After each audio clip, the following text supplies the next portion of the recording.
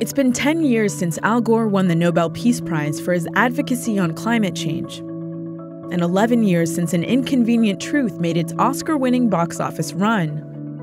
Now, Gore's back with a sequel and a lot more ammunition. Michael Moynihan sat down with the former vice president in Los Angeles. What happened in those intervening years where you said, I have to do this again? There have been two very big and dramatic changes in the last decade. One is the climate-related extreme weather events have become far more numerous, far more destructive. There are 100 fires or so raging right now as we're having this conversation in the western United States. The second big change is that the solutions are now available, and soon will be even more widely available and affordable. This is a technology revolution. Business is helping to lead it, but so are individual citizens. This optimism, is it kind of blunted by what's happening in Washington right now? I was really concerned, especially when Donald Trump made his speech withdrawing the U.S. from Paris. I was fearful that some other countries might use that as an excuse to pull out of the Paris Agreement themselves. But immediately afterwards, the entire rest of the world redoubled their commitment to the Paris Agreement, almost as if to say, we'll show you, Mr. Trump.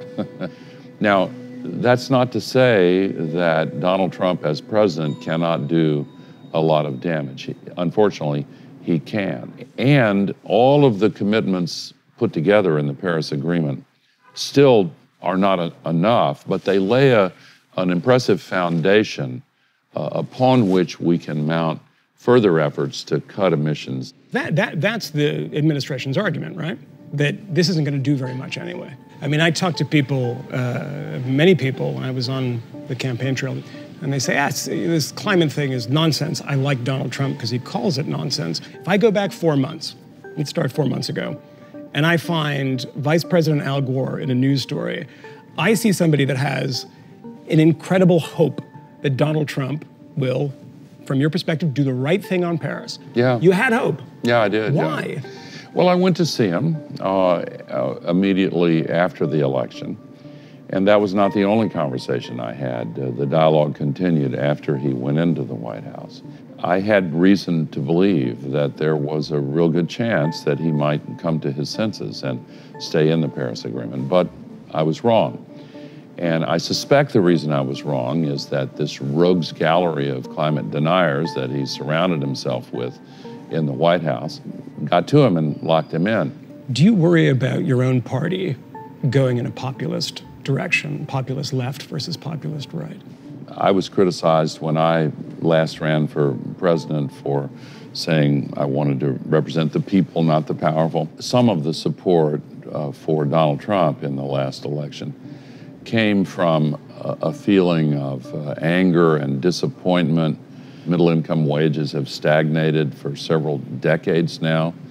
There is a feeling on the part of many that the current pattern of globalization has left a lot of good people behind. NAFTA becomes a swear word. Yeah. It has become an incredibly negative thing. Is that something that when you look back on 1992 to 2000 that you regret?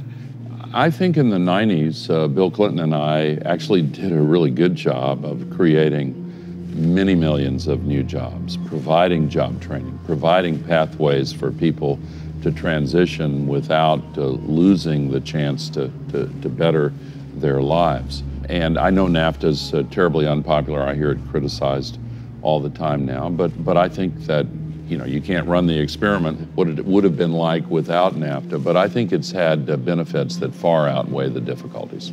I mean, you've had a long political career. When you look back on it, what's the most prominent thing that you've changed your mind on? There have been a lot of things. The 3 strikes and you're out legislation was a mistake. It wasn't a cynical decision. It was supported by most African-American leaders at the time it was adopted. But I think it's obvious now that that was a mistake.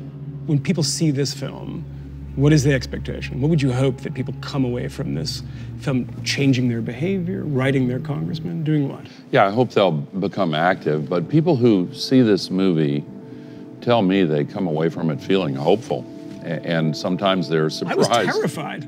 Really? Yeah, Well, things are breaking off, ice shelves, things are disappearing. well, there's that evidence too, but most people say they come out of the movie I'm a feeling bit nervous. hopeful.